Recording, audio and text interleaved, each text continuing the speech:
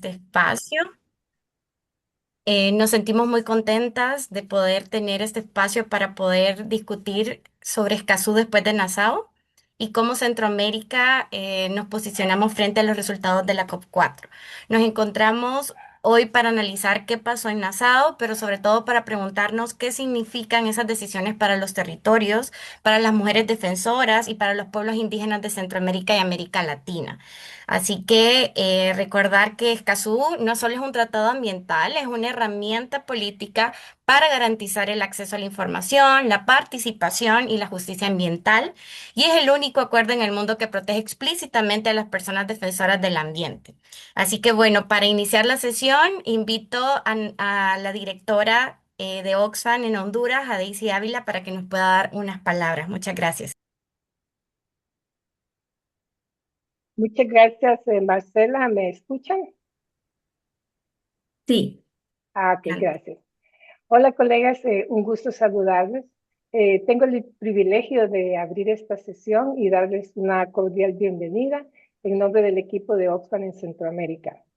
Este webinar de Pensando LAC luce muy prometedor.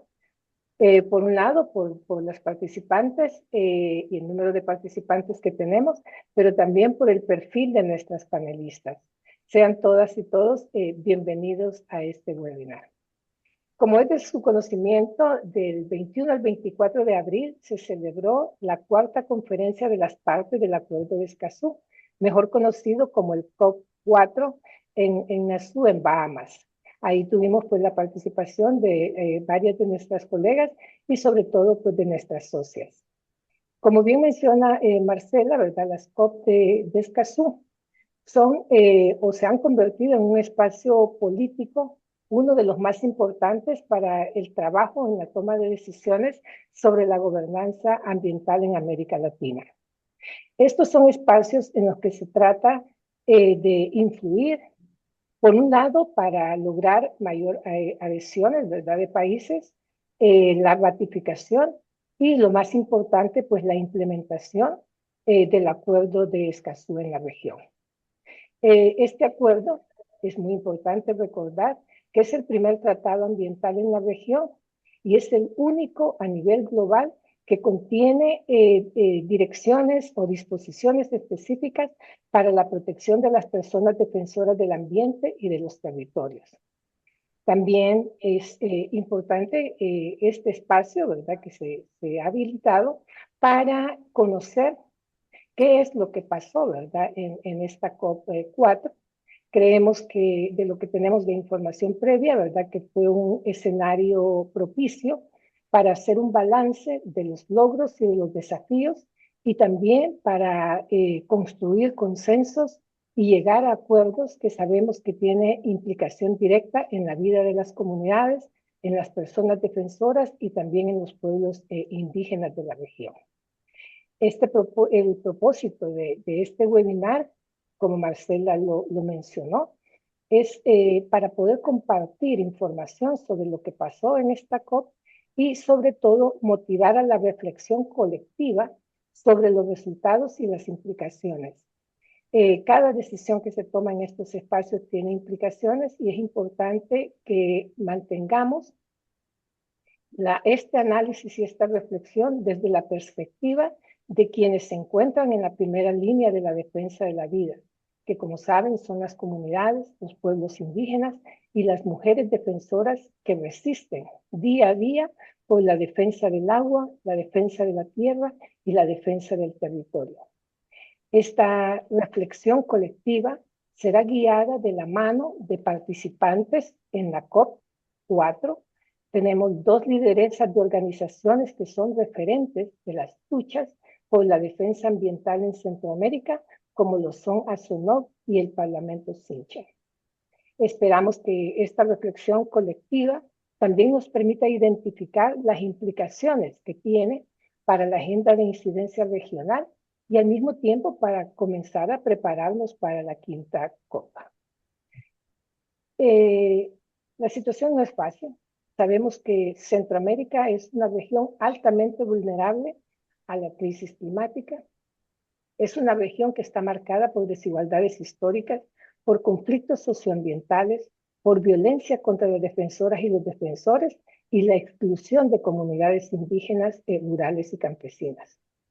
Sin embargo, o quizá por ello, tanto Guatemala como El Salvador y Honduras continúan fuera de los acuerdos de Escazú. Esta ausencia limita la protección de derechos y debilita las condiciones democráticas para enfrentar la crisis ambiental.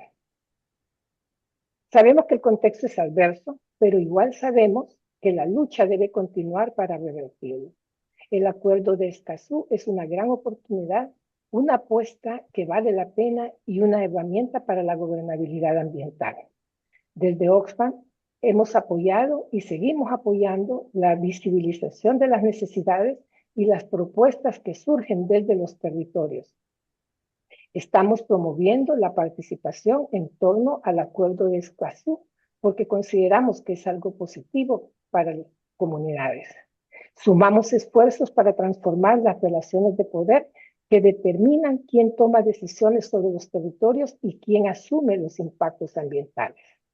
Esperamos que este espacio sea un espacio propicio para escuchar, para aprender, para debatir y para construir colectivamente. Que este sea un espacio que nos permita mirar a la COP4 con honestidad, reconociendo los avances, nombrando los límites y sobre todo definiendo qué es lo que sigue para la región, especialmente para Centroamérica. Muchísimas gracias por acompañarnos y sumarse a este espacio muy valioso para todas nosotras. Muchas gracias. Muchas gracias, Daisy. Y justamente creo que es importante enmarcar que Escazú no es solo un documento técnico, es una decisión política sobre quién tiene poder en nuestros territorios. Y esa decisión también nos incluye a todos y todas nosotras y nosotros.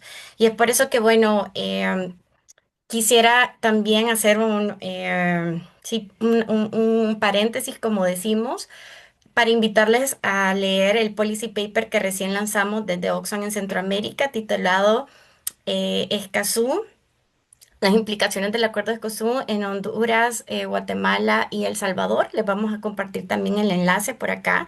Y básicamente a través de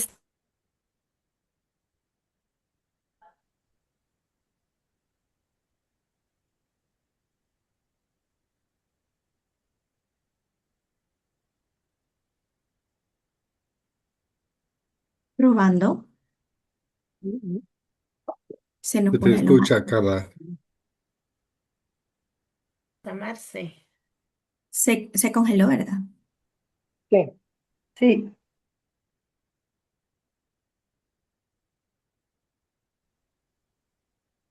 Marce. Bueno, mientras Marce regresa, entonces retomo un poco con lo que ella mencionaba y es que recientemente desde Oxfam en Centroamérica publicamos este policy sobre el acuerdo de Escazú que trata un poco sobre cuál es el papel estratégico del acuerdo de Escazú en la región de Honduras, Guatemala y El Salvador.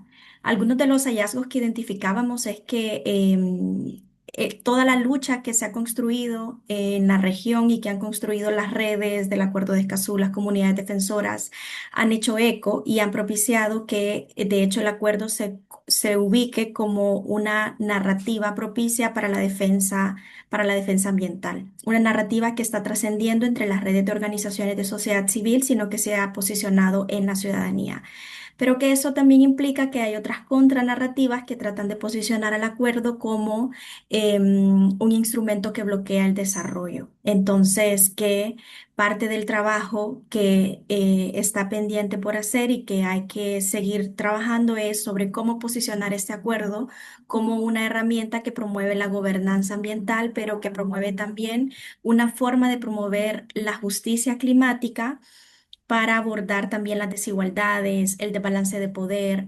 posicionar a los actores, a las comunidades, a los pueblos indígenas que están sufriendo los principales impactos de la crisis en la toma de decisiones ambientales. Em, y luego también aborda sobre cómo que la región se sume al Acuerdo de Escazú también puede abrir oportunidades para conectar estas luchas territoriales a luchas más regionales y globales. Y luego que también le permite conectarse con todos esos debates regionales que, aunque las ventanas políticas sean muy complicadas para avanzar hacia el acuerdo de Escazú en la región, los debates que ocurren en estos espacios son relevantes porque sí tienen una implicancia para la forma en la que se desarrolla la gobernanza ambiental en la región. Entonces, por eso es relevante que como región nos mantengamos al tanto al respecto. Pero no me voy a adelantar mucho a lo que ya las compañeras van a hablar. Este día nos acompañan dos participantes que estuvieron en la COP de Escazú. Y ellas particularmente nos van a estar contando desde sus experiencias y sus visiones sobre qué implicó el acuerdo, su participación en esta COP, cuáles fueron los retos y cuáles fueron algunos de los avances que, em, em, que se lograron, pero principalmente que está pendiente. Solo denme un minuto para verificar si Marcela está por acá.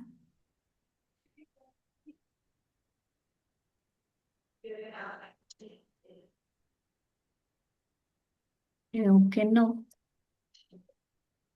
Bueno, entonces, sin más que agregar, le voy a dar la palabra entonces a nuestra primera panelista y ella sería Lisbeth.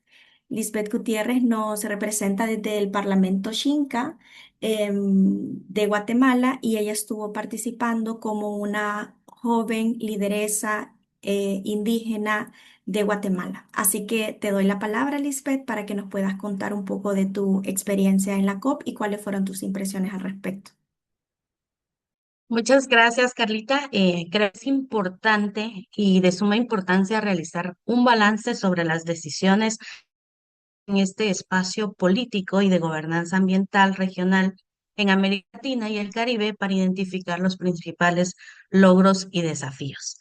Y desde el enfoque territorial veo con mucha preocupación que no se nombre específicamente a los pueblos indígenas, principalmente porque hablar de gobernanza ambiental sin nuestra participación es continuar reproduciendo de exclusión histórica. Es urgente garantizar mecanismos reales de participación, consulta y diálogo que reconozcan nuestros sistemas propios de organización, relación ancestral con la madre tierra y los bienes naturales. La gobernanza de pueblos en el Acuerdo de Escazú es fundamental principalmente frente a una presencia y amenaza de modelos extractivistas. La minería no solo es es de hecho una de las actividades industriales que genera mayores conflictos ambientales a nivel mundial por la forma arbitraria que llega y se instala en nuestros territorios. Incluso cuando la denominan legal con autorización de una presencia selectiva del Estado, que está para entregar autorizaciones, concesiones y permisos, pero que está ausente los pueblos, como la seguridad territorial, la protección, el acceso a la información, la participación o justicia. Vemos con la debilidad institucional de los estados para dar acompañamiento y garantizar nuestro derecho a un ambiente sano. En el caso del pueblo Xinca, nuestra lucha precisamente ha demostrado que sin la voz de nuestras comunidades, las decisiones políticas terminan favoreciendo únicamente intereses privados, especialmente de empresas extractivas que destruyen nuestros bosques y contaminan nuestras fuentes hídricas. También esto como un efecto reduce nuestra biodiversidad. Por eso decimos que sin justicia ambiental no hay democracia, porque un Estado que permite la destrucción de la naturaleza está negando el derecho a la vida y quebrantando nuestra voz popular como pueblo. Es posible implementar Escazú sin la voz de quienes habitamos y cuidamos, actualmente defendemos de los derechos, la tierra y el territorio. La participación de ninguna forma puede ser indirecta, ni mucho menos con presencia. Necesitamos incidir, tomar decisiones y definir nuestras agendas de desarrollo. Para los pueblos indígenas de América Latina y del Caribe, es urgente que se ratifique el Acuerdo de Escazú y países como Guatemala, Honduras y El Salvador que se adhieran como estados parte para generar mecanismos que realmente contribuyan al cumplimiento de otros derechos como la determinación y la consulta previa, libre e informada. Defender la consulta y oponerse a estos megaproyectos ha tenido un costo muy alto para las defensoras, quienes han enfrentado amenazas directas, persecución judicial y procesos fuertes de criminalización. Es por eso que ofrece precisamente ese cambio de rumbo y obliga a los estados a prevenir y sancionar ataques, a garantizar entornos seguros para las personas que defendemos derechos, y contar principalmente con alertas tempranas para quienes están en primera línea en defensa de nuestras tierras. En este sentido, Escazú funcionaría así como en un marco para disputar la normativa dominante de desarrollo y fortalecer el liderazgo locales diversos, es decir, liderazgos de mujeres, jóvenes y autoridades ancestrales, fortaleciendo nuestra participación realmente sustantiva y contribuyendo a una democracia más justa y abordando las... Entre los logros, pues vemos que existe la presencia de una guía de transversalización de perspectiva de género, lo vemos como muy positivo. También entre las discusiones se habló de la posible creación de un grupo de trabajo para el seguimiento del artículo 7 sobre el Acuerdo de Escazú sobre la justicia. También entre los aspectos positivos vimos la siguiente adhesión de países como Colombia, Bahamas, Belice, Trinidad y Tobago y Dominica. Y países como Colombia permitieron que organizaciones de sociedad civil presentaran un informe sombra. Esto es sumamente importante porque no solo se está a conocer qué es lo que los estados están haciendo, sino también la sociedad civil está contrastando y verificando desde los territorios esa información. Entre los desafíos en Centroamérica, el mayor reto para nosotros continúa siendo los procesos de incidencia política a nivel territorial para que nuestros países ratifiquen y se adhieran, porque según el monitoreo de espacios cívicos, Honduras, Guatemala y El Salvador son catalogados como espacios demasiado represivos, señalando agresiones personas defensoras, pueblos indígenas, así como restricciones de... Además, también en Centroamérica, 4.5 millones, que equivalen 2 veces al territorio de El Salvador, están de una concesión minera. Y esto cuando apenas aportan entre 1 y el 3% del PIB en Centroamérica. Y eso es sumamente preocupante. En Guatemala, según el último informe publicado por UDFEGUA sobre personas, afirma que los riesgos para las personas van en aumento. Y 24 se cerró con 4.133 agresiones reportadas, mientras que el 2025 se registraron 5.238 casos, con un aumento porcentual 6.71% en los 2 últimos años. También la actuación del sistema de justicia ha llevado a generar respuestas de neutralización, principalmente persiguiendo la institucionalidad indígena mediante la criminalización de líderes de los 48 cantones, quienes se encuentran privados de libertad bajo prisión preventiva, pese a que han tras 6 meses de máximos que la legislación guatemalteca establece. Y en el caso del pueblo Xinca, la lucha y resistencia durante más de 15 años frente a la industria minera ha dejado como resultado alrededor de 200 personas criminales, 60 personas encarceladas y 20 gravemente heridas. Entonces, realmente identificamos un contexto represivo de persecución en contra de nuestros pueblos muy fuerte, y si no nos están nombrando es sumamente preocupante porque no estamos existiendo en esa conversación cuando realmente somos quienes estamos en primera línea defendiendo derechos, la tierra y el territorio.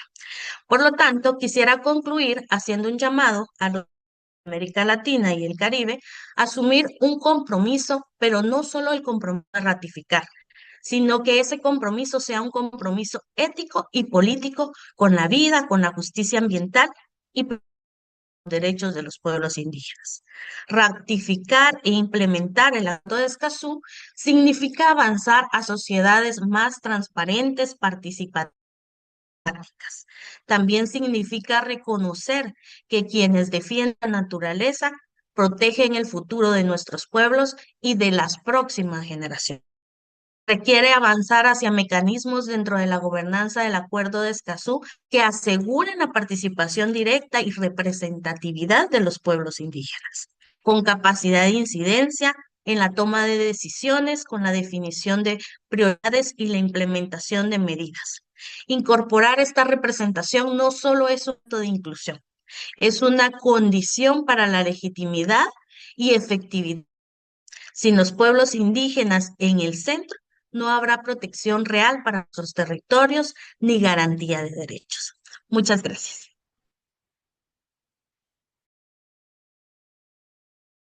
Muchas gracias, Lisbeth. Bueno, continuando, creo que es importante resaltar porque el Acuerdo de Escazú solo tiene sentido si cambia la vida de quienes defienden el agua, la tierra y los bienes comunes, como tú ya lo mencionabas. Y es por eso que le damos también la palabra a Suyapa Castro de ASONOC para que nos pueda compartir también sus sentires y experiencias. Gracias. Muchas gracias. Buenos días a todos, a todas. Muchas gracias por asistir a este análisis y a esta reflexión. Y voy a iniciar diciendo que las mujeres defensoras están en esa primera línea y tienen impactos diferenciados por su condición, independientemente del espacio que ocupemos. Y voy a empezar a decir que si bien es cierto, hubieron avances en la COP Escazú en Nassau, son avances más diplomáticos. Y esos avances diplomáticos y esos compromisos diplomáticos deben trascender a transformaciones concretas en los territorios y en la vida de quienes defienden esos territorios. Lisbeth ha hecho una semblanza, un análisis de lo que viven los pueblos indígenas, y las mujeres evidentemente tienen otros impactos. No podemos negar que hay avances en esa COP, pero también evidencia brechas estructurales que siguen limitando la protección y la participación segura de todos los defensores y en particular de las mujeres en la región.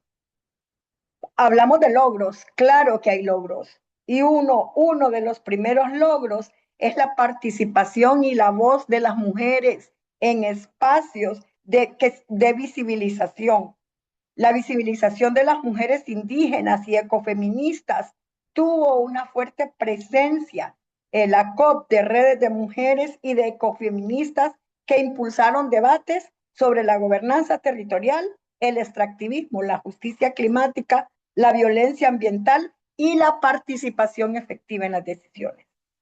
Destacamos particularmente los diálogos sobre participación de mujeres amazónicas, defensoras rurales, juventudes y liderazgos interregionales, y el vínculo entre el género, el territorio y la paz ambiental.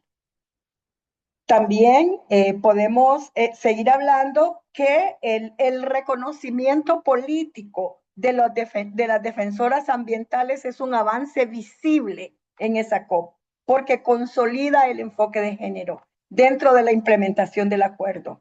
Hay diversos espacios oficiales y eventos paralelos posicionaron que las mujeres defensoras enfrentan esos riesgos diferenciados, incluyendo la violencia sexual, la criminalización, la amenaza contra sus familias, el racismo y la exclusión de espacios de decisión.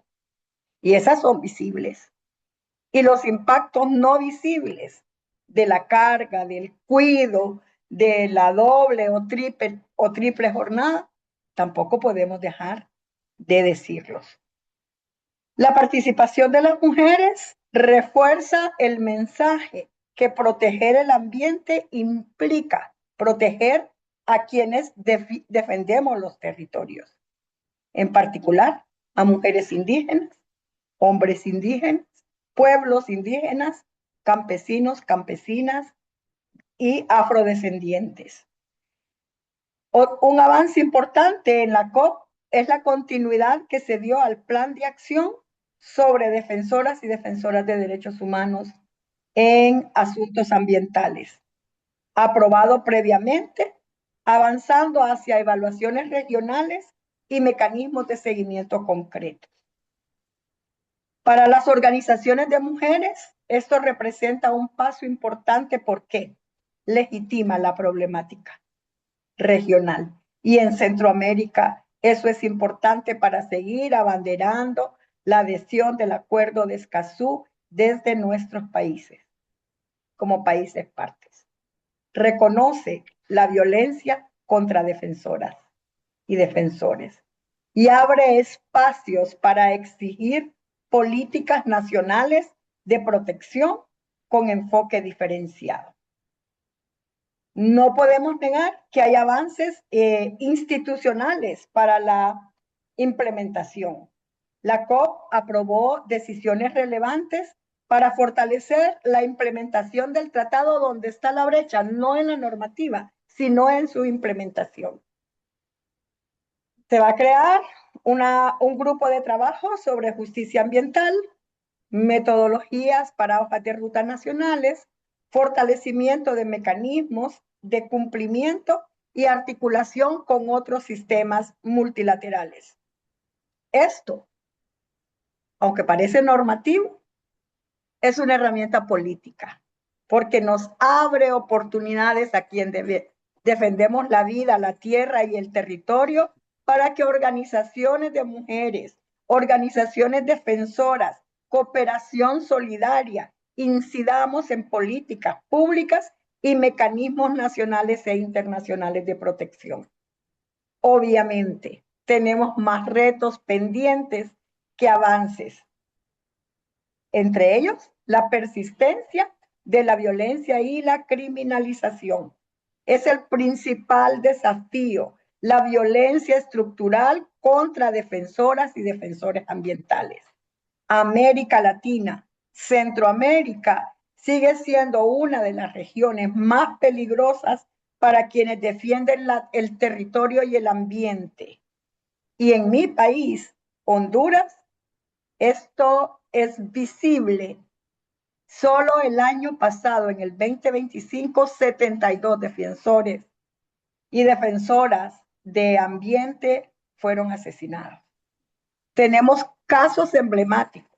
Y ahora mismo, Berta Cáceres, que ha sido un ejemplo de lucha, está siendo relegada de la historia, a pesar de el arreglo amistoso que tiene el país y de la obligación del Estado de no repetición. Un simple billete con su foto, ahora con la ascensión del nuevo gobierno, ha sido sacado de circulación. Persisten los asesinatos, las amenazas, las campañas de desprestigio, la judicialización, el desplazamiento forzado, sobre todo de poblaciones indígenas, y contra las mujeres la violencia sexual y comunitaria.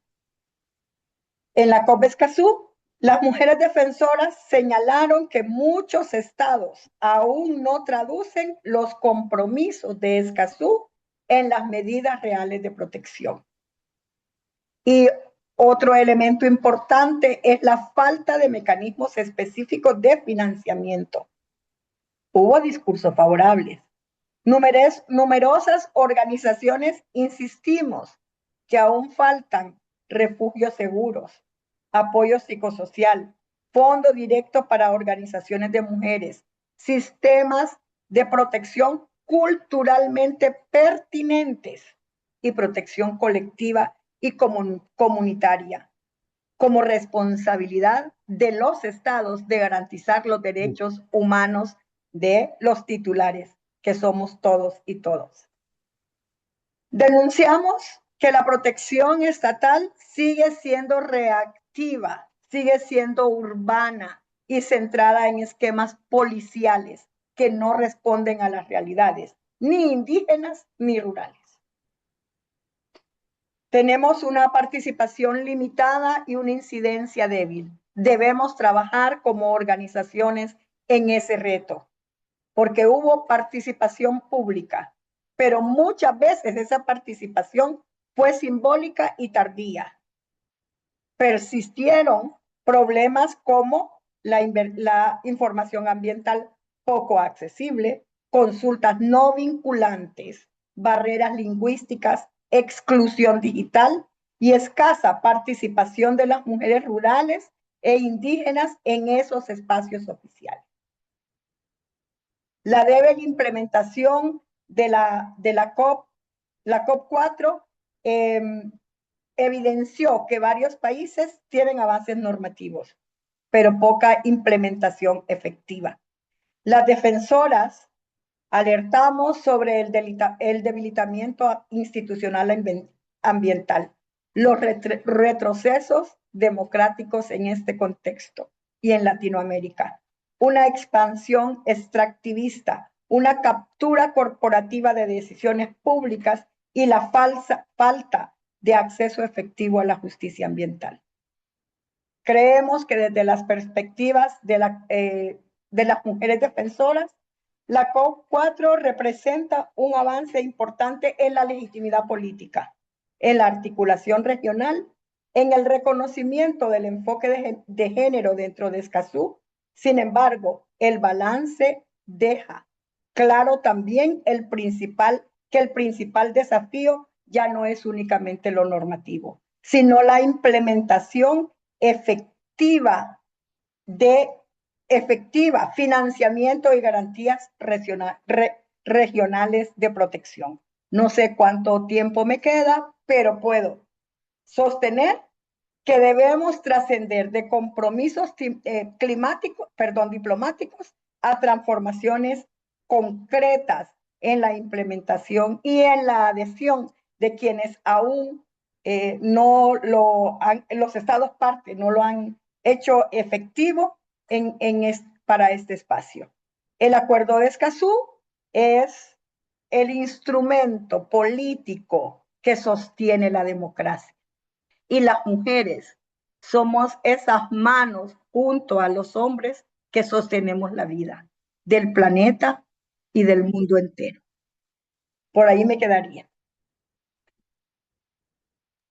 Muchas gracias, Subiapa. Creo que es importante el énfasis que haces de pasar de lo declarativo a una implementación real y cómo los mecanismos de protección deben reconocer que las defensoras no actúan solas, que debemos de transitar de una protección individual a una protección colectiva, así es, y que tanto la protección de defensoras y la seguridad territorial son inseparables, así como la importancia del financiamiento sostenido, de contar con recursos suficientes, permanentes, que atiendan las desigualdades de género y territoriales para que sea posible esta implementación. Así que muchas gracias, Suyapa. Como bien decís, necesitamos que Escazú se convierta en una herramienta concreta para quienes defienden la tierra, el agua, el territorio en nuestros países. Muchas gracias y que además sostienen la red de la vida. Así que bueno, con esto pasamos al siguiente bloque que tiene que ver con justamente la guía aprobada para la transversalización de género. Así que invitamos a Irene Murillo, representante electa del público para el Acuerdo de Escazú, que nos acompaña esta mañana, para que nos pueda compartir qué cambia con la guía aprobada y algunos también desde sus percepciones, alcances y limitaciones de esta guía. Muchas gracias, Irene. Bienvenida. Hola, pues muy buenos días a todas las personas que nos acompañan hoy.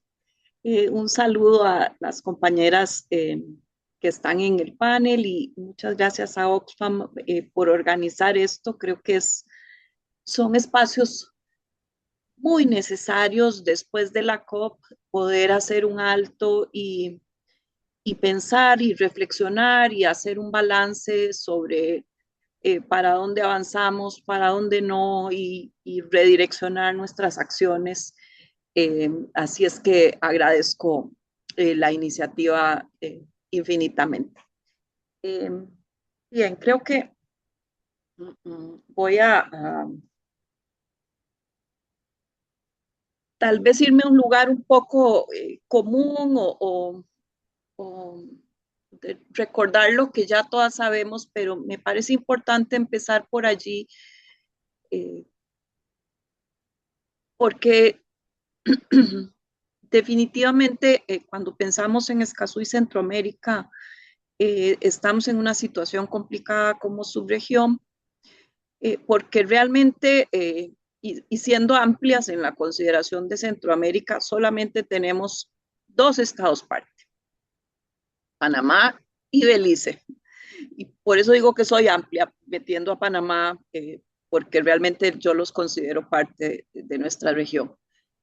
Porque Nicaragua, a pesar de ser parte y una de las primeras partes, realmente ha sido un estado que ha sido absolutamente ausente y bueno, todas sabemos que la situación en Nicaragua es muy complicada.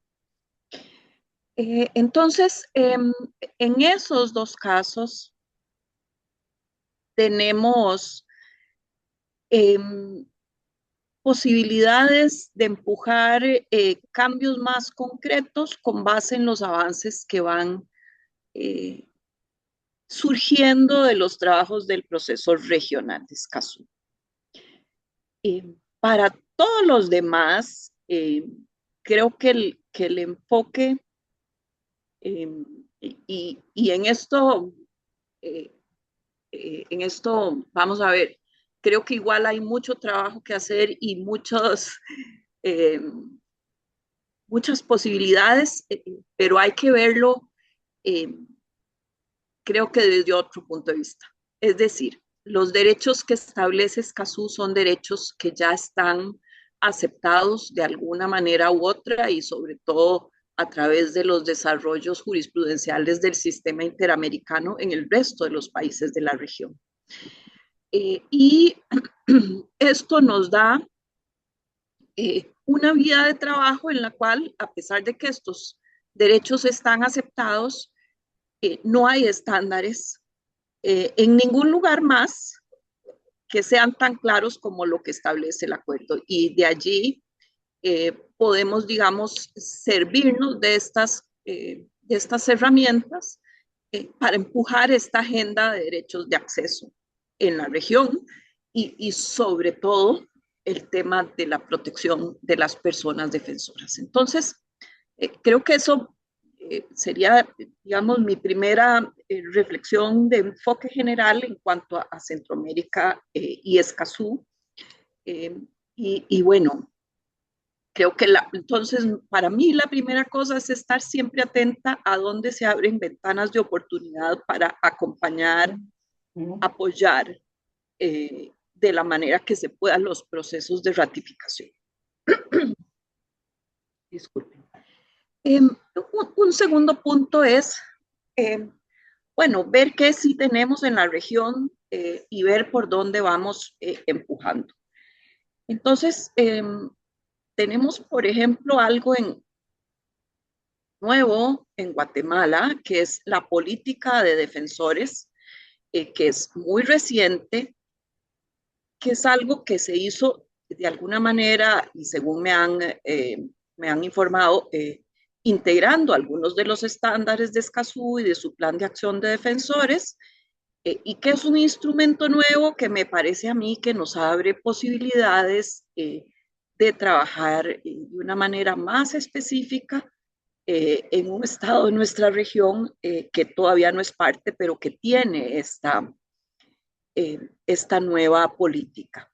como decía alguna de las compañeras, se han visto algunos desarrollos positivos a nivel normativo o en este caso de políticas que verdaderamente pueden ser una base para desde el público empujar los trabajos, ¿no? Este es uno que me parece a mí que es sumamente interesante, pero como siempre, y ya lo han comentado, eh, el tema es cómo se implementa y dónde se implementa, ¿verdad? La implementación no puede ser solamente en las capitales, no puede ser solamente a ciertos niveles, la implementación tiene que llegar al territorio y tiene que llegar a todos los niveles de atención, desde el más directo hasta la Suprema Corte, ¿verdad? Entonces, ese creo que es el enorme reto, eh, porque es ahí, en ese momento, cuando logremos esto, que realmente esto puede hacer una diferencia en la vida de las personas. Entonces, en completo acuerdo con lo que han dicho todas mis antecesoras, me permito señalar algunas espacios donde yo veo oportunidades de empujar nuestra agenda, ¿verdad? Eh, lo primero, el tema del plan de acción de defensores y defensoras. Ustedes saben que eso es un plan de acción para ser implementado de aquí al 2030. Eso significa que los trabajos deberían continuar. En esta COP no se definió eh, quiénes van a ser los estados que van a continuar liderando. Sin embargo, sabemos por conversaciones bilaterales que el estado de Ecuador quiere continuar, pero no sabemos nada de Chile y San Kitts ha pasado ahora a la mesa directiva, entonces seguramente asumo yo que no van a continuar en el plan de acción. Entonces, allí eh, hay que ver cuáles países, digamos, tienen la energía para liderar esto. Esto es importantísimo. Entendemos que Colombia tiene un interés y habría que ver si Panamá, que fue algo que en algún momento conversamos, porque Panamá también está ahora en la mesa directiva. Es decir, hay en este momento una reconfiguración de todos los grupos de trabajo y de dirección del proceso regional y realmente mucho de lo que desde el público podemos empujar depende de quiénes van a liderar estos grupos. Entonces creo que tenemos que seguir con mucho interés quiénes van a estar liderando el grupo de trabajo de defensores para establecer las comunicaciones con ellos y realmente aportar. Y creo que aquí verdaderamente es el espacio donde deberíamos hacer un trabajo desde todo el tema indígena de manera urgente. Es decir, por los números que existen, que sabemos que son números que vienen de ONGs, pero realmente el 40% de las personas asesinadas que son defensoras ambientales son indígenas. Así es que creo que este es un tema que en el trabajo de aplicación del plan de acción tenemos que empujar. Y tenemos que empujar, ojalá, contando con personas indígenas que puedan estar involucradas en este trabajo, siempre que esto no les exponga. Y esto creo que tenemos que tenerlo siempre en mente, porque ya tenemos algunas experiencias lamentables, incluso desde los propios representantes electos, donde a veces estas cosas te generan una exposición que no es, digamos, segura. Entonces, con esas precauciones en la cabeza, creo que esta es una de las grandes oportunidades eh, y que deberíamos desde el público pensar, ¿verdad?, estratégicamente en cómo realmente integrar el tema de la protección de las personas indígenas que son defensoras en esta ejecución del plan de acción. Una segunda oportunidad la veo eh, con la aprobación de la guía de transversalización de la perspectiva de género. Eh, yo creo que esto es un avance importante por lo siguiente, porque realmente quienes son responsables de implementar el acuerdo escaso en los países partes son principalmente los ministerios de ambiente.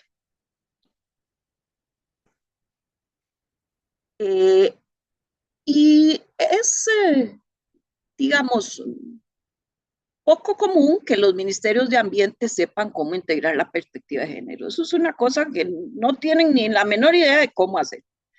Esta guía va a servir porque el enfoque es encontrar dónde está la brecha que afecta directamente a las mujeres en su diversidad y buscar generar medidas concretas.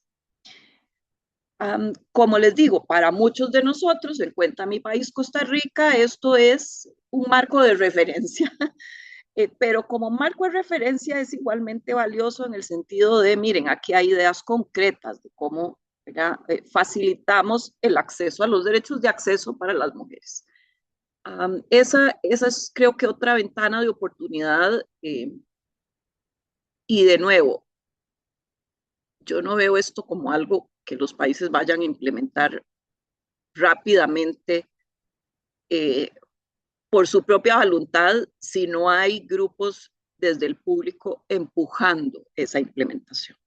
Eso siempre va a ser indispensable. Un tercer, para no cansarles muchísimo, una tercera ventana de oportunidad creo que es la creación del grupo de acceso a la justicia. Y allí, bueno, intentamos que se mencionara específicamente ciertos grupos, en particular indígenas, comunidades locales, etcétera, y no tuvimos éxito en esto. Pero lo cierto es que en la convocatoria de expertos yo veo oportunidades de que ojalá haya personas expertas que tengan una claridad de la situación de las personas defensoras y de cómo desde un grupo de trabajo de acceso a la justicia se puede trabajar en ese tema. Desde la representación electa del público, de hecho, hemos hecho algún par de sugerencias. Este grupo tiene que decidir su propia agenda, ¿verdad? Es un grupo para trabajar sobre el artículo de acceso a la justicia, pero el artículo es realmente muy amplio. A nosotros nos parece que tendrían que tener prioridades, digamos, en relación con su urgencia y que una de esas prioridades debería ser la situación de las personas y grupos en situaciones de vulnerabilidad. Esto es una sugerencia que vamos a continuar haciendo y en cuanto el grupo se conforme, que es otra cosa a la que le tenemos que dar seguimiento, sabemos que Uruguay está interesado en participar, pero no sabemos quiénes más. En cuanto el grupo se conforme, tenemos que hacer llegar esta sugerencia porque nos parece que ese es un tema de fundamental importancia de poner en la agenda del trabajo de este grupo de manera inmediata. Entonces, creo que con esto cierro. Yo estoy, claro, muy clara de cuáles son los retos. Igual para mí esta convención sigue siendo una esperanza, ¿no?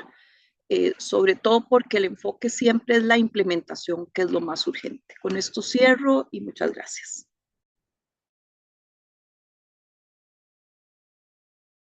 Muchas gracias, Irene. Gracias por también ampliar la perspectiva desde este enfoque de oportunidades y cómo también tenemos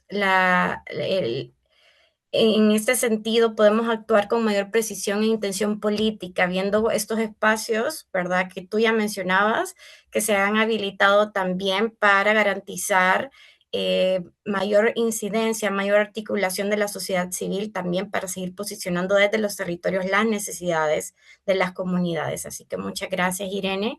Y bueno, ahora vuelvo al último bloque en el cual queremos invitar a Jean-Baptiste Boudou, quien es coordinador de proyectos en el Secretariado Regional de Canla y quien nos va a hablar un poco sobre la articulación climática también hacia la COP5 y las sinergias que la Agenda de Escazú puede lograr con la Convención Marco de las Naciones Unidas sobre el Cambio Climático. Así que bienvenido, JB. Gracias también por tu participación. Muchas gracias. Tengo 15 minutos, ¿verdad? ¿O sería menos? Oh. Entonces, muchas gracias, Marcela, muchas gracias a Oxfam, muchas gracias y saludos a las compañeras que presentaron antes. Fue un honor poder estar con todos ustedes allá en Nassau. Quisiera pasar, primero dar un poco la perspectiva de dónde voy a hablar para poder justamente abordar estos temas de vinculación y sinergias que pueda haber entre estos espacios, las reflexiones que tenemos. Pues CANLA es el nodo de Climate Action Network, que es la organización que está, una de las dos organizaciones a cargo de la constituencia y de la representación de ONG ambientales en el proceso de la CNUC. Y en particular trabajo para una organización que la organización que alberga Canla está en Guatemala, que se llama la CCH. Entonces,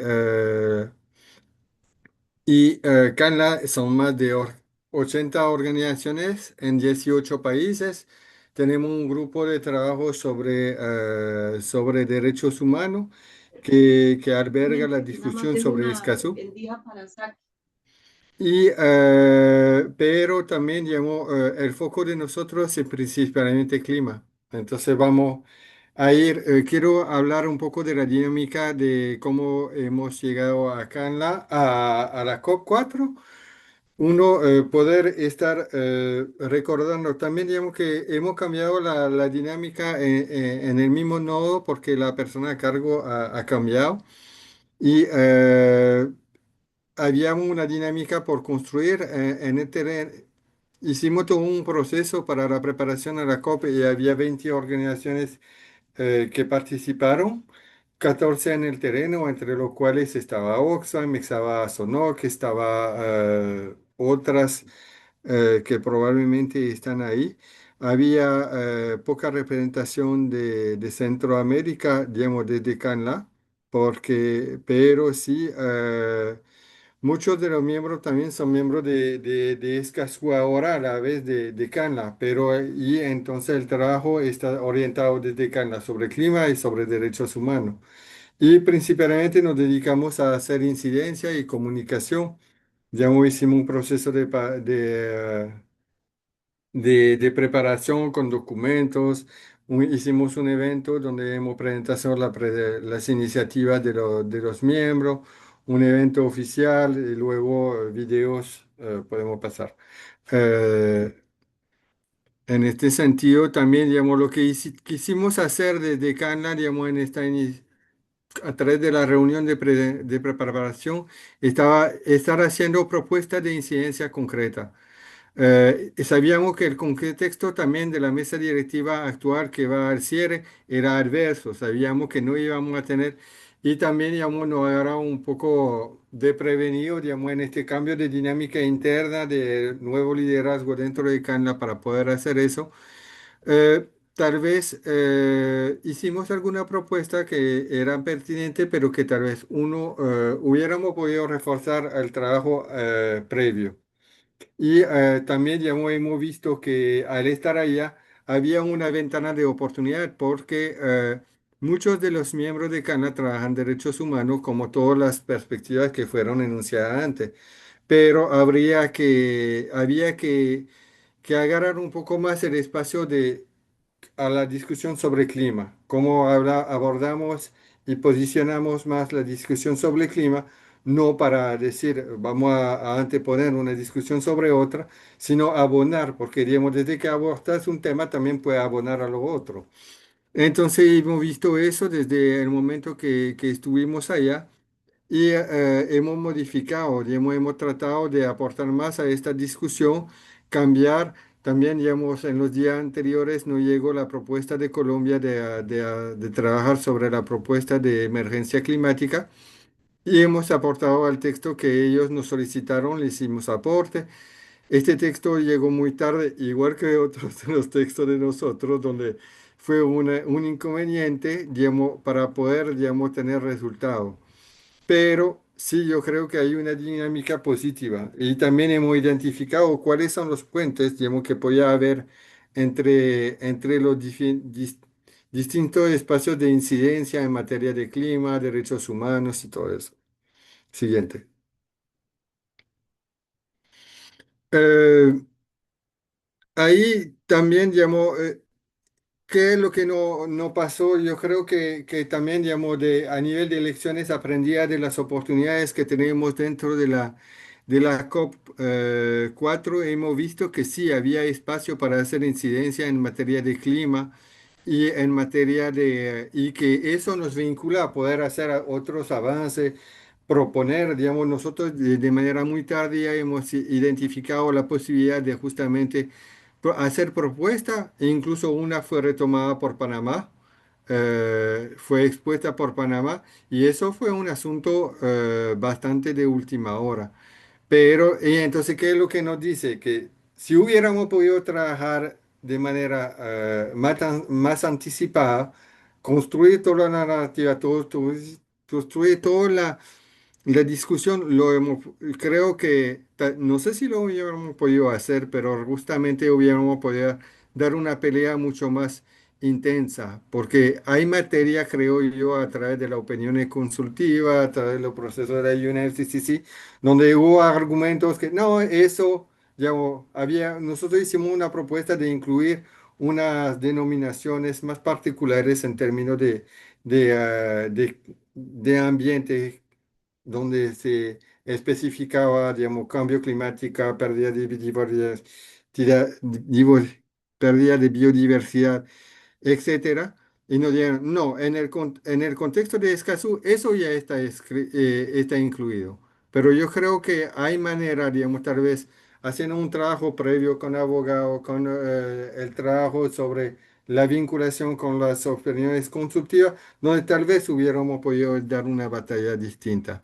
También está la propuesta de Colombia que tendríamos que retomar con ellos, trabajar con ellos. Yo creo que hay que y ahí también, digamos, se identifica otra oportunidad de ver que cuando vamos a elegir nuevos reps, porque este año hay elecciones de reps, tendría que ser también, digamos, algunos reps que estén, digamos, vinculados también a estos países más cercanos a una dinámica positiva también actores en Panamá para estar cerca de los gobiernos, empujar estas propuestas. En Colombia también tenemos actores muy activos y puede ser una oportunidad. La mesa directiva,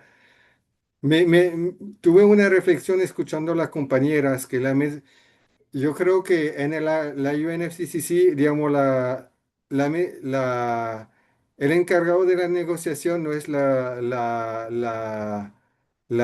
presidencia saliente, sino que la presidencia entrante que negocia. Entonces, como que se negoció a cargo Uruguay enfrente y Uruguay saliendo y quería dejar buena postura, creo yo. Entonces, de repente, decisiones que tal vez hubiera podido ser más progresista, no lo fueron porque quería quedar también bien, respeto a cierto tipo de decisiones. Pasamos. Eh, Quiero ahí hacer un punto porque estamos hablando de cuáles son las oportunidades, qué es lo que tenemos que hacer. Y una de las cosas que quisiera retomar de todas las discusiones que tuvimos antes, que si no hay ratificación, no hay Escazú. Entonces, realmente, digamos, y realmente, digamos, hay países donde no hay. Entonces, digamos, y Guatemala, también Costa Rica, sabemos la situación y no puede, digamos, una de las oportunidades y necesidades que tenemos como región es de poder, digamos, seguir trabajando en la ratificación. Digamos que eso ya se ha dicho en todas las presentaciones, lo reitero, tiene que ser nuestra prioridad como región, aunque hay que tener, digamos, las salvaguardas necesarias para no poner la gente en riesgo, a como lo mencionó Irene. Eh, vamos adelante. Oportunidades de Escazú, creo que dentro del mismo proceso para organizaciones como CAN, que trae clima, yo creo que hay que reforzar capacidades y hay muchas posibilidades de fortalecer, digamos, la red, fortalecer el trabajo desde la red C, por ejemplo, que es el registro de emisiones de transferencia de contaminaciones.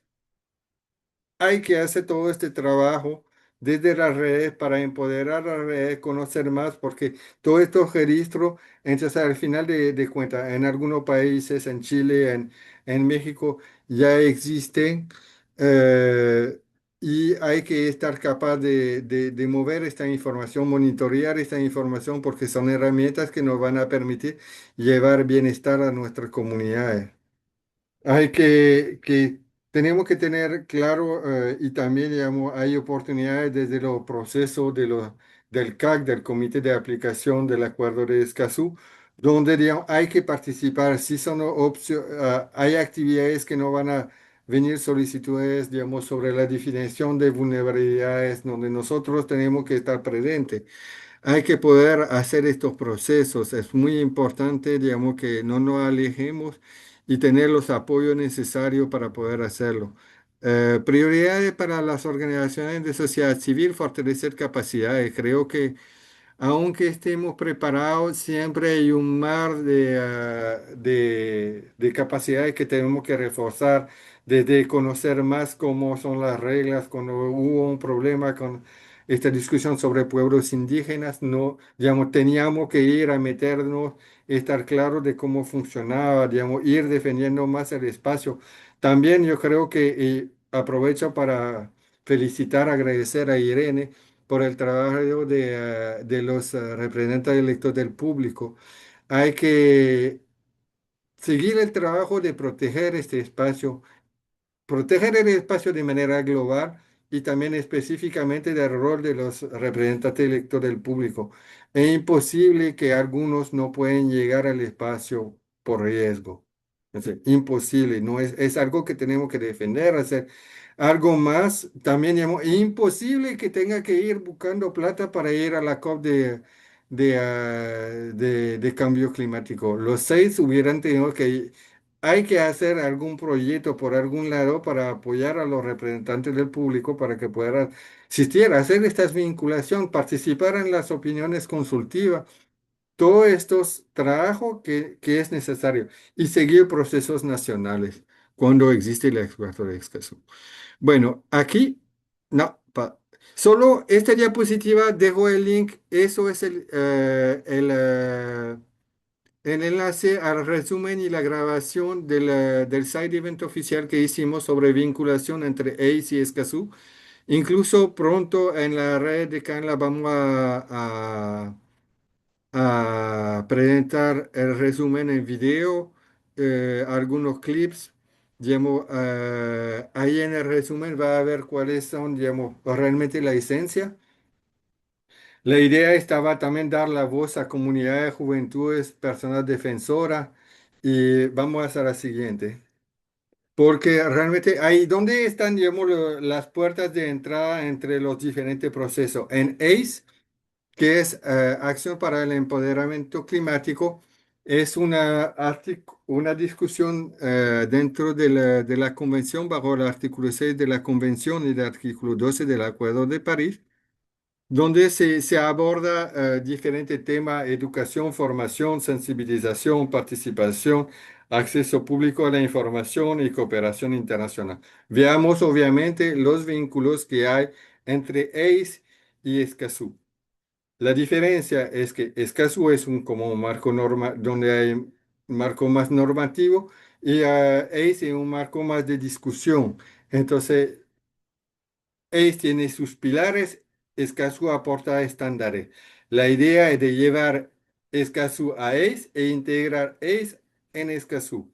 Digamos, básicamente creo que la acción climática no quiere que, tiene que tener reglas más claras, seguras y basadas en derecho. Entonces, cuando hacemos lo veremos, entonces eh, la CNNC de repente te dice hay que hacer proceso de participación, pero no son inclusivos.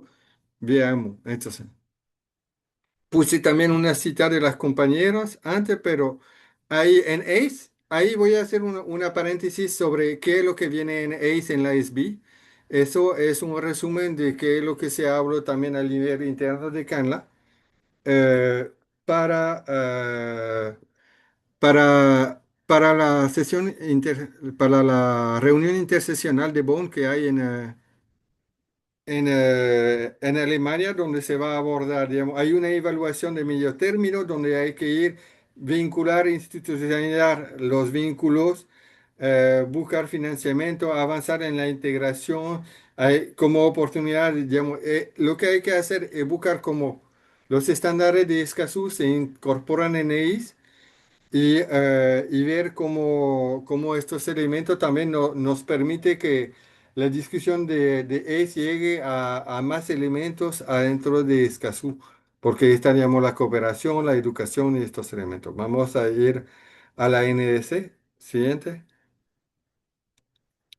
Ver que la NDC, no todos los países han presentado su última NDC. Guatemala está pendiente todavía, dicen que en junio, pero bien, veremos que hay, Escazú ofrece estándares que para una participación segura, Escazú permite que no sean solo compromisos técnicos, sino proceso climático democrático verificable. Y para los territorios es importante que realmente podemos desde Escazú exigir, digamos, que estos procesos de NDC sean, digamos, más participativos. Decir, mira, ustedes como firmantes de Escazú, como ratificadores, pero siempre volvemos a eso. Si no es Escazú, digamos, no puede exigir, entonces hay que hacer. Entonces vamos a seguir. Tenemos que ir ¿No? cerrando, perdón, Sí, JB. sí, No sí, sé creo si. que me falta solo una más. Ok. Sí, ahí yo creo que una de las últimas, y ya lo dije, que creo que hay que hacer, digamos, armar el rompecabezas entre el proceso de opiniones consultivas, que también una herramienta donde se nos da derecho y solicitud para poder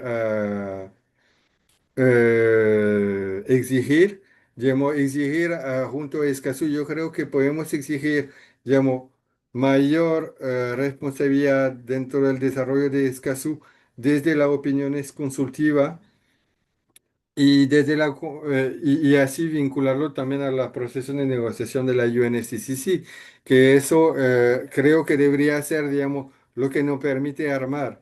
Luego, digamos, para terminar en conclusión y también de ver como oportunidad, vamos a ver cómo acercarse a las delegaciones, poder justamente trabajar más a fondo esta vinculación y poder hacer estos puentes en aspectos técnicos, digamos, muy particulares para poder apalancar recursos no solo económicos, sino que en términos de participación y de protección. Porque si bien estamos hablando de clima, la idea es también, digamos, ofrecer condiciones donde no vamos a poner la gente en riesgo.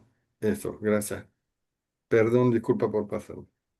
Muchas gracias, JB. Gracias por también explicarnos cómo se pueden tender puentes entre estos diferentes espacios, entre estos procesos de negociación y cómo también es importante el constante seguimiento de estos procesos desde la sociedad civil. Y como tú ya decías, apostarle siempre a generar y fortalecer capacidades, a acompañar también y a sostener el proceso que hacen los representantes del público y cómo es que también debemos de monitorear, ¿verdad? Monitorear también las decisiones que se van tomando, las declaraciones que se van generando para buscar cómo podemos lograr sinergias también, ¿verdad? En futuros procesos de Escazú. Así que muchas gracias, JB. Muchas gracias a Lisbeth, Suyapa, Irene por compartirnos también sus experiencias, sus sentires, sus reflexiones. Y en este momento vamos a habilitar un espacio para preguntas y respuestas. Estaba viendo que en el chat ya tenemos algunos comentarios también que me gustaría irlos compartiendo. A ver, tenemos, a ver, dice, voy a irlos leyendo para que los vayamos compartiendo, dice. Virgilio Flores, como joven xinca, cuestiono profundamente que Guatemala continúe sin ratificar el Acuerdo de Escazú, mientras los pueblos indígenas seguimos enfrentando estructuras históricas de exclusión, despojo y represión. La democracia ambiental no debe entenderse como una demanda exclusiva de los pueblos indígenas, sino como un derecho universal que garantiza participación, acceso a información y justicia para todas las personas. Sin embargo, desde la colonización hasta las actuales formas de represión gubernamental, estos derechos han sido sistemáticamente negados, especialmente a quienes defendemos el territorio y la vida. La no ratificación de este acuerdo refleja la continuidad de un modelo político que limita nuestras voces, debilita nuestra participación y perpetúa la violencia institucional contra nuestros pueblos. Muchas gracias, Virgilio. También luego tenemos a Luis. Con estos cambios de gobiernos más orientados a empresas, extracción, ¿qué nuevas estrategias se podrían contemplar para, perdón, esto me imagino que es pregunta, ¿qué nuevas estrategias se podrían contemplar para tener espacios de incidencias seguras, sin que esto genere radicalización o cierre total de estos espacios? Como por ejemplo está pasando en algunos países. Consulta abierta según experiencia de los países, dice acá. Entonces, esa sería la primera pregunta. ¿Qué nuevas estrategias se podrían contemplar para tener espacios de incidencia más seguros? Luego Betty desde Honduras dice, en Honduras el acuerdo de Escazú pasa por los acuerdos de la empresa privada como COEP y la ANDI. Son las corporaciones las interesadas en que no se apruebe. Y hoy, bajo el cogobierno bipartidista, mientras estaremos sumando las estadísticas de personas defensoras en riesgo. Hace un comentario. Gracias, Betty. Luego José Luis dice, muchas gracias a las ponentes por compartir sus planteamientos. Quisiera aprovechar a preguntar sobre cómo han sido las discusiones para el financiamiento de la puesta en marcha del plan, sobre todo tomando en cuenta que el esquema es un fondo de contribuciones voluntarias de los estados partes. Entonces él hace acá 3 preguntas. Dice, ¿se han logrado compromisos financieros de parte de los países de la región para garantizar que el plan de acción de defensores no sea solo una declaración de buenas intenciones? ¿Qué se necesita de la sociedad civil para empujar esa discusión? Luego dice, se han planteado reformas de los mecanismos de financiamiento para el plan de acción de manera interna desde los estados parte. Y por último dice, ante la falta de recursos en el Fondo Voluntario de Escazú, ¿qué oportunidades ven desde la sociedad civil para que fondos climáticos globales como el Fondo Verde para el Clima integren criterios de Escazú en sus requisitos de desembolso? Luego tenemos de parte de Virgilio, cómo podemos transformar los discursos incoherentes y las limitadas prácticas de incidencia en acciones reales que garanticen el ejercicio pleno de los derechos de los pueblos indígenas, de manera que el Estado asuma como obligación el respeto, protección y cumplimiento de esos derechos, especialmente en la defensa del territorio, la participación efectiva y la justicia frente a las formas históricas de exclusión y violencia. Quiero ver, me restan, bueno, 2 preguntas más, igual las lanzo, si quieren de un solo, y luego hacemos la ronda de comentarios así generales, ya que sea que quieran hablar desde la perspectiva financiera, de la perspectiva más del plan de acción, etcétera. Entonces, a ver, leo las últimas 3 y con esto abro el espacio. Dice, ¿cómo se explica que instituciones, Virgilio, también del Estado como el MIDES, Guatemala, sigan siendo parte de un sistema que no impulsa la ratificación del Acuerdo de Escazú y tampoco cumpla su función, mientras se mantiene la centralización de beneficios en sistemas extractivistas, mineros e industrias hidroeléctricas? Fomentan más el desprestigio de las luchas indígenas, impidiendo que los derechos de los pueblos originarios se reconozcan y se cumplan como una obligación estatal y no como un discurso político. Luego, si no hay ratificación, Escazú se podría plantear que ya no sería funcional y buscar tal vez otro tipo de trabajo ambiental. Hacen aquí una pregunta. Uno que podría flexibilizar el tratado de acuerdo a las exigencias de los gobiernos, empresas, etcétera. Y por último dice, vaya, ok, acá es JB compartiendo que él va a compartir reflexiones sobre la pregunta 3. Ok, bueno, entonces dejo a Irene, a las compañeras también, no sé quién quisiera tomar la palabra con las otras preguntas y reflexiones también, o comenzamos con JB con esta pregunta que él ya tiene mapeada. Me dicen, ¿cómo ven? ¿De acuerdo? Vamos JB contigo y luego tal vez Irene nos puede apoyar. Sí, Gracias. sí. Muchísimas gracias y gracias por la pregunta. ¿Dónde liquidaron? Lo que tenemos es que lo pongo ahí. El micrófono, compañera. No para comenzar, que este taxi, ¿verdad? Ok. Sobre la falta de recursos y de las obligaciones del Fondo Verde, creo que justamente lo que estábamos diciendo de poder tejer, digamos, puentes entre los acuerdos, los espacios de negociación, poder visibilizar, digamos, por ejemplo, en las decisiones que se especifique cambio climático y todo eso, permitiría ya hacer un llamado más sustancial al Fondo Verde, a otros actores, para que asignen fondo. También en las negociaciones, por ejemplo, en la UNFCCC, si vamos a tener indicadores en adaptación, eso te permite, digamos, estar solicitando fondos sobre estos, para atender estos, por ejemplo, indicadores de adaptación. Entonces, digamos que lo que sí hay que hacer es justamente hacer más visible que existe estos puentes, que sí hay unos mandatos dentro de los espacios de negociación para atender cambio climático, atender defensores, pero digamos que para el Fondo Verde del Clima tendría que ser, por ejemplo, en torno a clima. Entonces, sí se puede dentro de Escazú estar viendo, digamos, de manera más específica, nombrarlo y verlo, y ya tal vez habría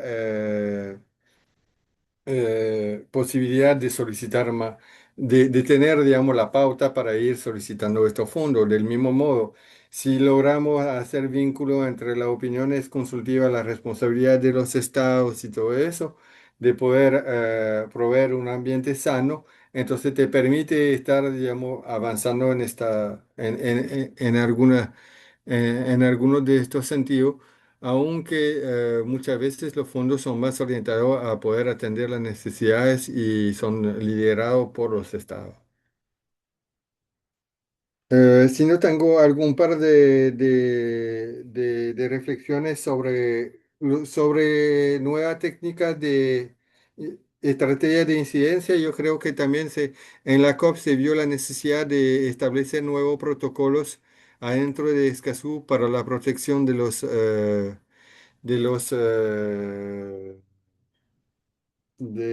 defensores en el espacio de Escazú. Yo creo que eso es parte de la cosa que teníamos que trabajar para asegurarse que no meter en riesgo a la persona que quiere atender las COPs. Yo creo que habría que también, digamos, en particular para el estatus de representante electo del público, hay que garantizarle un estatus particular, ver, identificar y reflexionar sobre cómo se puede legalmente ponerlo en una situación donde tienen, digamos, un estatus que le garantice, digamos, algún tipo de protección internacional.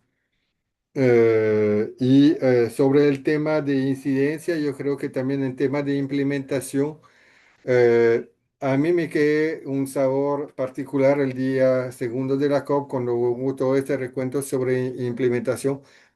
Uno, las exposiciones era que, ¿para qué estamos trabajando en Escazú si todo está bien?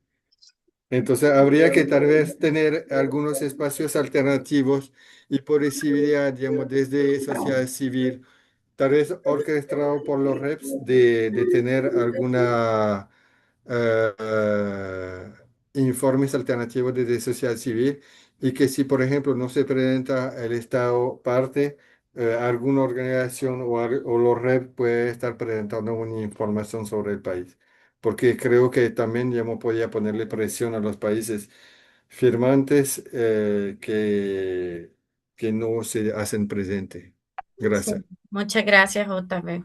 Gracias por tus comentarios y reflexiones. Irene, ¿quisieras compartir Claro, alguna? muchas Sí, gracias. gracias. Bueno, miren, el tema del financiamiento verdaderamente ha sido algo eh, que esta representación desde la primera COP en la que participamos lo hemos estado poniendo sobre la mesa, sobre todo porque, eh, como ya alguien mencionó, el tema del financiamiento en el acuerdo está basado en un fondo de contribuciones voluntarias. Y en este fondo de contribuciones voluntarias, hasta el momento, solamente dos estados han contribuido, que son México y Chile. Y no han contribuido con un monto sustancial, sino que en realidad los trabajos se han ido desarrollando a través de otros financiamientos.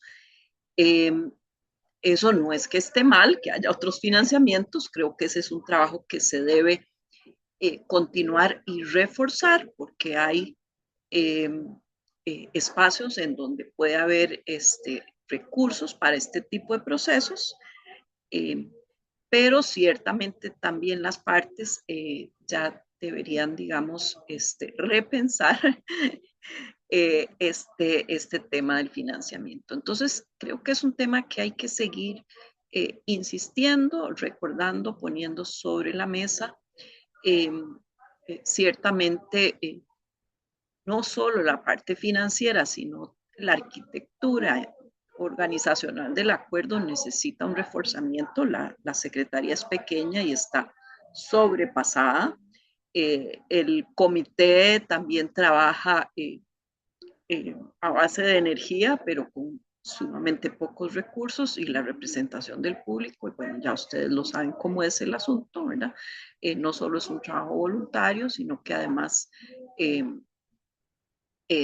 hay que hacer los esfuerzos para poder estar en los espacios, para poder organizar cosas y todo esto, digamos que duplica la cantidad de trabajo porque no solo tienes que hacer el trabajo de fondo, sino el trabajo de conseguir los recursos para hacer el trabajo. Entonces, eh, lo cierto es que creo que estos son temas que tenemos que seguir fortaleciendo definitivamente.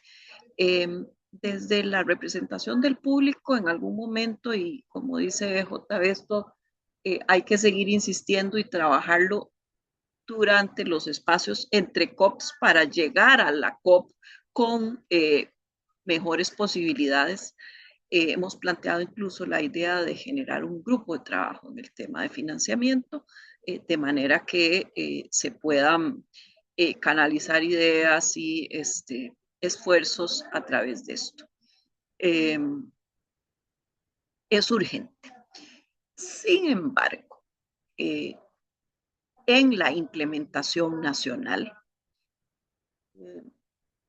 hay presupuestos en los estados parte que ya existen, en donde se tienen que integrar las obligaciones derivadas del Acuerdo de Escazú, y esto es, creo, donde por el momento muchas partes no lo han logrado.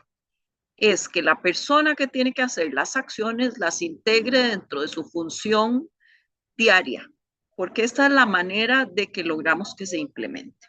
Y aquí creo que cada uno dentro de nuestros países y digamos en esquemas de solidaridad, tenemos que ir empujando para que los diferentes autoridades encargadas lo integren de su trabajo que ya está financiado por el presupuesto nacional o el presupuesto del Ministerio de Ambiente. Es decir, que también hay que visualizar los recursos que ya existen en los estados para poder poner estas cosas en funcionamiento, porque no podemos depender de que todo se haga con recursos extra.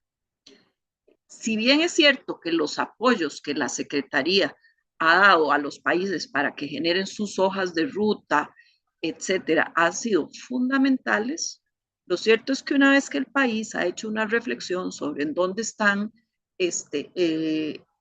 las principales cosas que tienen que actualizar, que tienen que modificar para ajustarse a las obligaciones del acuerdo, una vez que esto ya está hecho, eso tiene que integrarse dentro del quehacer normal de nuestras instituciones. De otra manera, va a ser más difícil que se logre una implementación. Entonces, para resumir, un trabajo enorme en el tema de financiamiento que queda pendiente.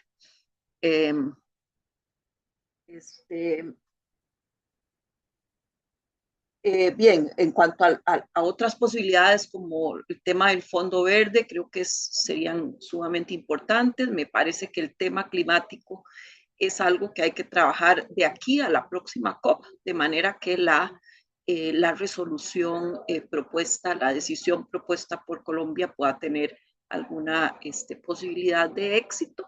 Aquí tengo que decir que realmente sí importa mucho el trabajo que se hace durante los 2 años entre COP y COP.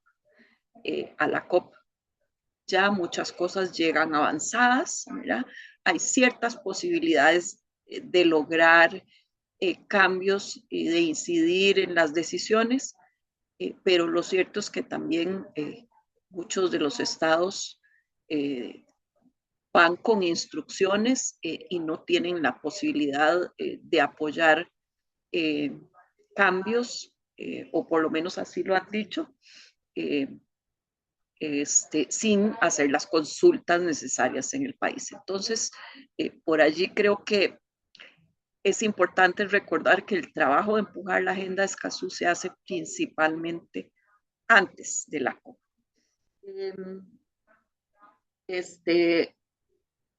Me parece una idea estupenda los espacios paralelos sobre el tema de la implementación, donde se pueda ser más crítico en cuanto a cómo va la implementación en cada país. En ese sentido, desde los REPS estamos organizando un informe sobre el tema de defensores. ¿Por qué empezamos por allí? Porque realmente siempre nos ha parecido que es el tema más urgente, ¿verdad?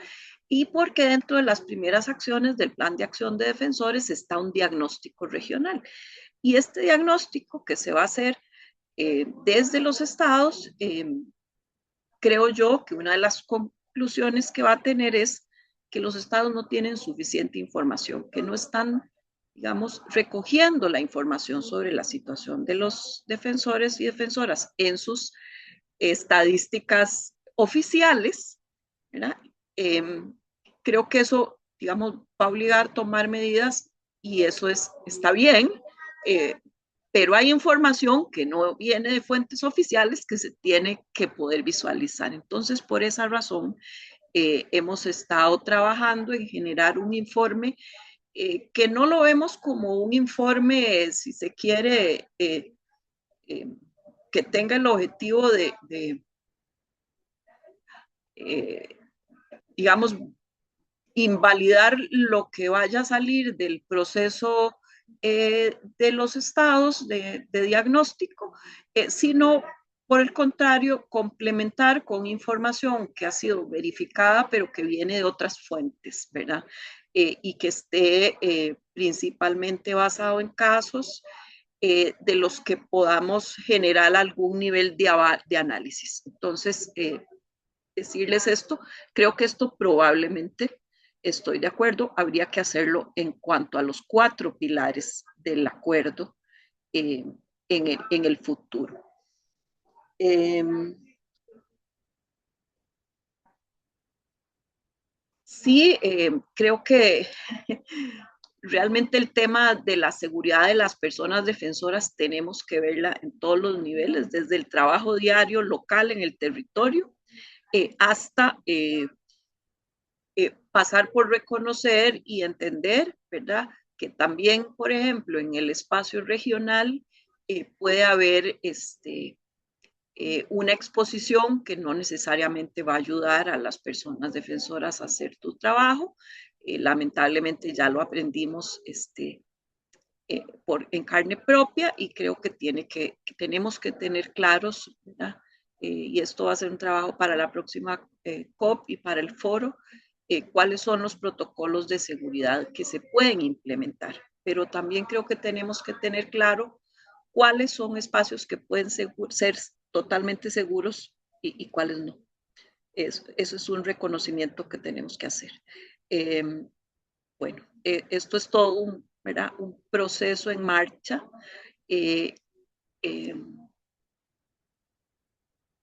igual el tema, ¿verdad? De cómo se integra la visión de los pueblos indígenas es un tema que a mí todavía me queda pendiente, ¿verdad? Y que tenemos que buscar las formas de lograrlo. Y bueno, las agendas las continuamos empujando como hicimos con el tema de género, que empezamos desde la COP1 para lograr una decisión en la COP3, porque estos son a veces procesos de más largo plazo que de lo que la realidad demanda, pero al final es así, ¿verdad?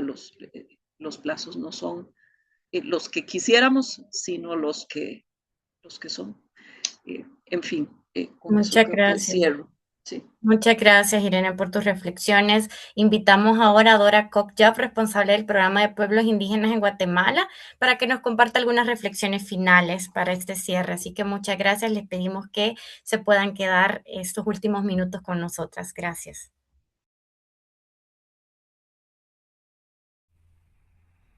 Gracias, Marcela. Muy buenos días a cada uno. Me disculpo ahí por el tiempo que les voy a robar, pero creo que es importante abonar, ¿verdad? Seguir dialogando sobre la importancia de este acuerdo.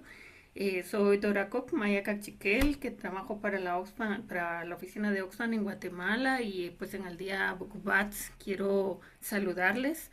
Me parece que es un día muy importante, ¿verdad? Porque nos permite, como lo dice el significado del día, tejer los hilos del tiempo de esta interrelación que se llama Tierra-Universo, y donde nosotros también formamos parte de este esfuerzo. Pues escuchando a cada uno, creo que no nos podemos ir de esta sala, ¿verdad? Sin hacer este como repaso quizá de lo que hemos venido hablando, de la importancia de que sigamos esforzando porque estos espacios sean democráticos, eh, desde la comunidad, ¿verdad? Porque quienes sufren los primeros embates de la criminalización, de las amenazas, pues son las comunidades. En la oficina de Oxfam hemos sido testigos de los retos que implica acompañar a la labor de defensoras y defensores de derechos humanos, porque tengan que salir de sus comunidades por estar defendiendo su territorio o incluso dejar su país o ofrendar la vida, ¿verdad? Y entonces la necesidad de buscar respuestas, de buscar apoyo sigue siendo necesario, pero también elevar la voz. Hablar de Escazú es hablar de empoderar a quienes de alguna manera han estado pues excluidos de estas decisiones, pero que sufren los impactos de la extracción, de la depredación, de las amenazas climáticas. Creo que en Nassau podemos encontrar también oportunidades que nos dan, ¿verdad? A partir de la presentación de la guía de género, de la renovación de la mesa directiva, de la adopción de las 10 nuevas medidas y de los 2 grupos de trabajo que se activaron. Estos, digamos, pueden ser avances importantes, pero a eso creo yo que cada país puede también echar mano de los esfuerzos que se vienen realizando, ¿verdad? En el caso de Guatemala, la política de defensores, dar un especial uso, ¿verdad?, a las herramientas de auditoría social, particularmente en el acceso a información, que no es una tarea fácil, ¿verdad?, pero que nos plantea la necesidad de reforzar estos esfuerzos, sobre todo porque permear las lógicas estatales siempre ha sido desafiante, ¿verdad? Guatemala ha sido una expresión en donde toda la agenda de derechos humanos ha sido producto de los movimientos sociales, ¿verdad? No ha sido una dádiva, ha sido una labor de muchos años, de mucho esfuerzo. Prueba de ello es la política de defensores y ahora habrá que trabajar intensamente porque se le asignan presupuestos, se crean programas, marcos presupuestarios para dar respuesta a lo que demanda, ¿verdad?, una política de esta naturaleza. Además, creo que la implementación de la guía de transversalización de género, más que desafíos técnicos, enfrenta desafíos estructurales.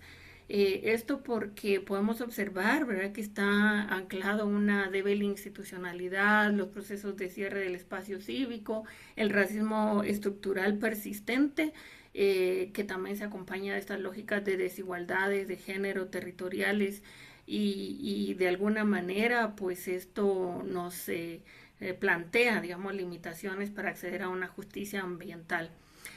También creo que esta conferencia nos plantea que la justicia ambiental, ¿verdad?, con perspectiva de género, también debe estar muy vinculada a estos otras miradas, otras formas de ver la vida, le decimos nosotros, ¿verdad? Para las lógicas de los movimientos sociales pueden ser estos enfoques diversos, ¿verdad?, que tratan de entender la discriminación.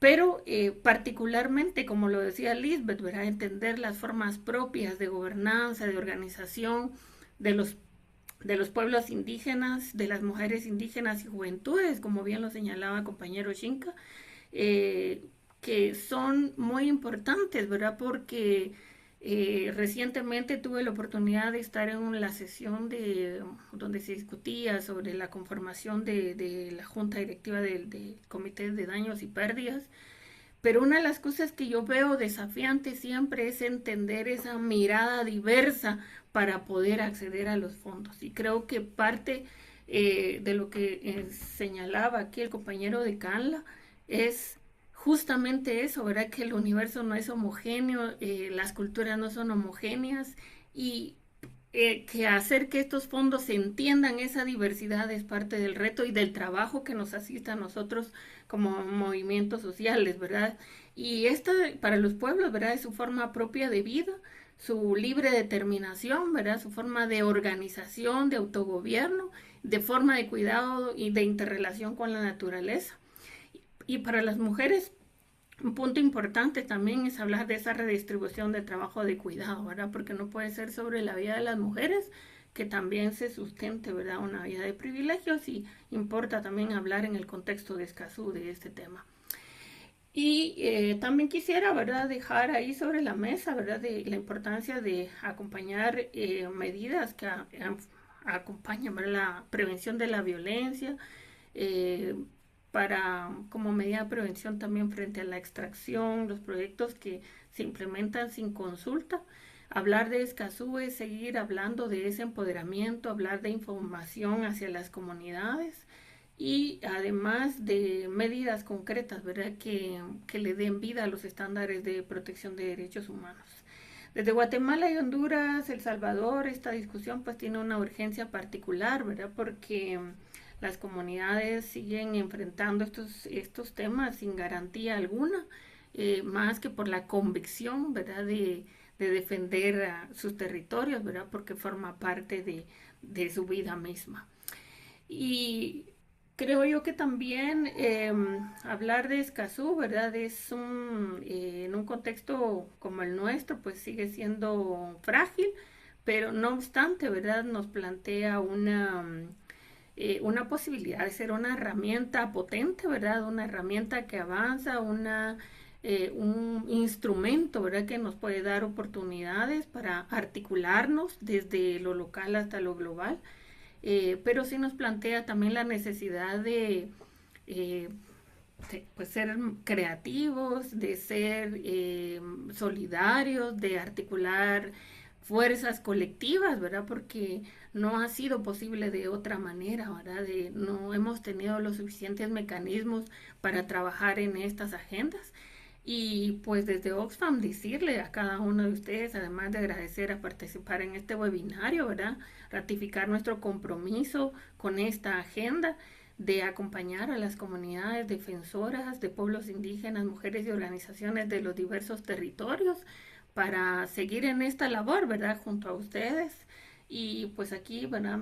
Les comparto esta fotita, ¿verdad? De una de las comunidades con las que trabajamos en la oficina de Guatemala, ¿verdad? En el área de Ixcán, donde podemos ver, ¿verdad? Que desde esa organización propia hay mucha voz, hay una defensa del territorio con mucha convicción y que es lo que yo quisiera dejar, ¿verdad? En este webinar, pues esas palabras, ¿verdad? Esa fuerza colectiva, porque muchas veces parece que el pesimismo nos gana, pero hay una necesidad, ¿verdad?, de mantener la vida y de avanzar hacia el futuro.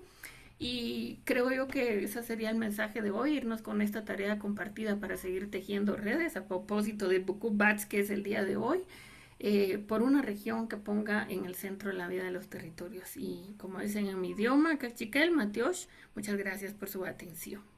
Que tengan un excelente día. Muchas gracias, Dora. Gracias a todos y todas también por sumarse a este esfuerzo. Gracias por la participación, por sus comentarios, por sus reflexiones. Así que tengan un bonito día. Nos sentimos muy contentas desde Oxfam Centroamérica también por haber logrado tener este espacio de intercambio. Gracias por sostener este espacio y por seguir defendiendo la tierra y los territorios. Que tengan un bonito día. Gracias. Ha sido un gusto. Hasta luego. Bye bye, muchas gracias. Saludos. Muchas